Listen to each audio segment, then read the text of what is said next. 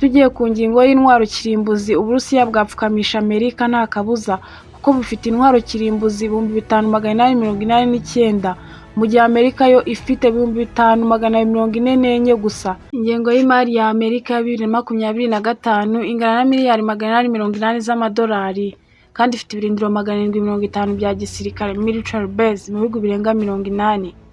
Uburusiya bwo bwakoresheje miliyari 100 z'amadolari ariko bwo bufite ibirindiro bikeya nko muri Syria, Armenia ndetse na Belarus. Umunyarwanda yagize ati habwirwa benshi hakumva beneyo. Wongira ngo nawe nyuma y'iri buriro wamaze kumenya ngo tugiye kwitsaho. USA na Russia ibihangange bibiri bikomeje guhanganira ubutegetsi bw'isi mu ntambara nkidasakuza ariko ishobora guhungabanya isi yose. Izi ni intambara zatangiye kuva kera cyane aho abayobozi basimburana bazahanamo umurage kugira ngo abazabakorera mu ngata bazabona aho bahera. Niba winjiye muri White House, inzu yera, ugomba kurahira kutazorohera na rimwe Uburusiya kimwe no muri Kremlin. Iyo wicaye ku ntebe yaho ugomba gushyira mu mutwe wawe ko umuntu muhanganye wa mbere ari Amerika. Iki ni igicumbi cyo gucukumbura, niba wacumbitse iwacu humura uracurura rwose maze utandukane nabo bagucurika ubwenge bakubwira ibyo utacira akabogi. Mbahaye ikaze. Kora subscribe, like, share na comment ubundi tujye tubana mu biganiro byacu bya buri munsi. Mu gihe isi iri mu bihe by'amakimbirane ya politike, intambara z'amategeko n'ubuhangange mu ikoranabuhanga, ibihugu bibiri bihanganye bikomeye, Leta Zunze Ubumwe za Amerika n'Uburusiya bikomeje gukoresha igisirikare nk'intwaro yo kugumana ubuhangange cyangwa kwigarura ibice binyuranye.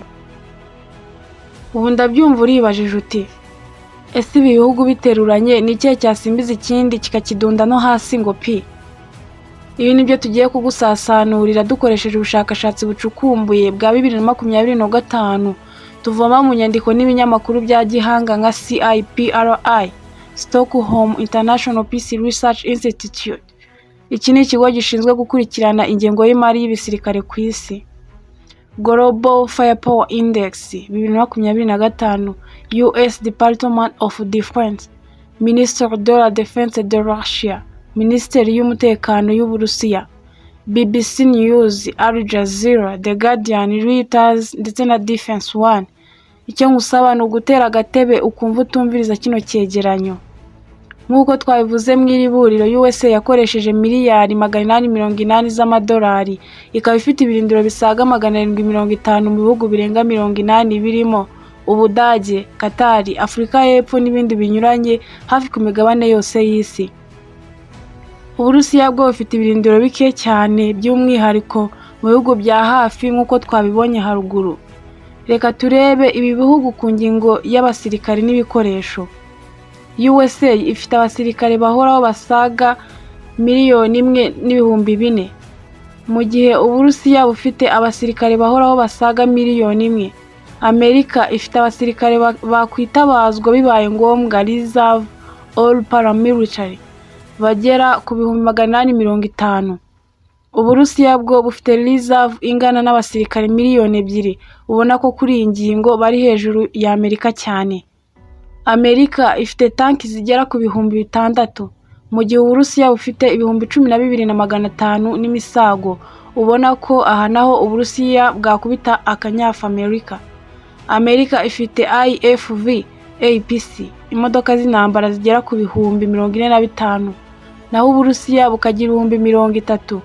Ahaho Amerika yakwigaranzura Uburusiya. Amerika ifite indege z'intambara zirimo Sukhoi zigera ku 2,800.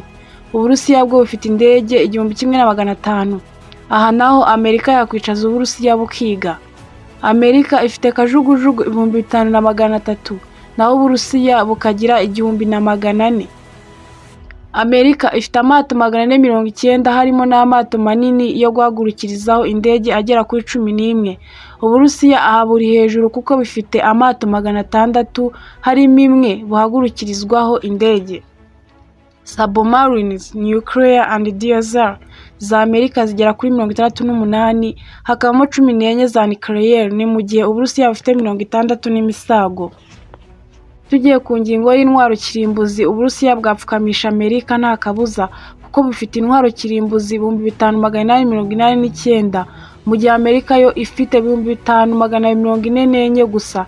ariko Amerika ikaba ifite nyinshi ziteguye kuba zakoreshwa isaha n'isaha kurusha Uburusiya, aho ifite 1770 naho Uburusiya bukagira 17. Ntabwo twagereranya ibi bihugu tutavuze ku mbaraga zabyo z'ikoranabuhanga, cyber warfare n'intambara z'ibyogajuru. USA ifite drones, satellites za gisirikare, F-35, stealth tech, cyber command, ndetse na missile defense, THAAD and GMD. Russia yo ifite anti-satellites weapons, cyber attacks nko muri Ukraine na USA, information warfare missile nk'iya Sarmat na Kinzhal.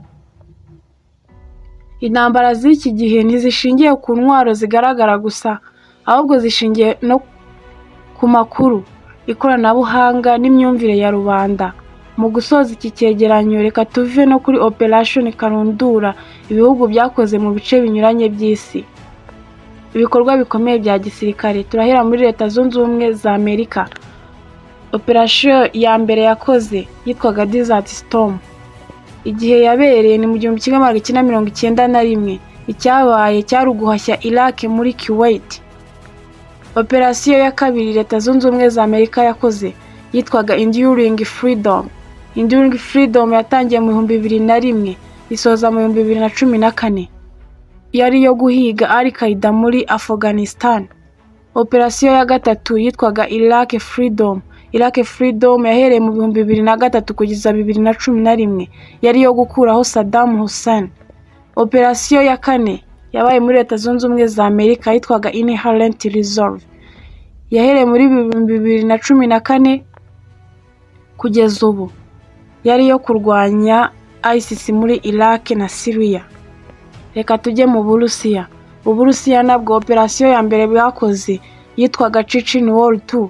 Igihe yabereye yari 1999 kugeza 2009, yari yo guhashya abigometse muri Chechnya. Operation ya kabiri yitwaga Russo-Georgian War yabaye muri 2008, intambara y'iminsi 5 muri Georgia. Operation ya gatatu yitwaga Crimea Annexation yabaye 2014, yari yo kwiyomekanya kwa Crimea. Operation ya kane yitwaga Ukraine Invasion yabaye 2022 kugeza ubu, ni intambara ikomeye mu Burayi. USA na Russia ni ibihangange bitandukanye. USA ifite igisirikare cyagutse, ikoranabuhanga rya rutura, ubushobozi bwo kugera hose no gukora ku rwego rw'isi. Russia ifite intwaro nyinshi gakondo, ubushobozi bwo gukoresha ubuhanga bwo kwihagararaho n'imbaraga zitunguranye mu karere ka Eurasia. Intambara y'iki gihe si amasasu gusa, ahubwo ni intambara yo mu mutwe. Mu bumenyi n'ikoranabuhanga, USA na Russia bishobora gutabara isi cyangwa kuyisenya, byose biterwa n'icyemezo kimwe. None se nyuma y'aya makuru tugusasanuriye, wowe nyuma yo kuyajora ubonye ari ikihe cyakwesura ikindi? Duhurire muri comment. Murakoze.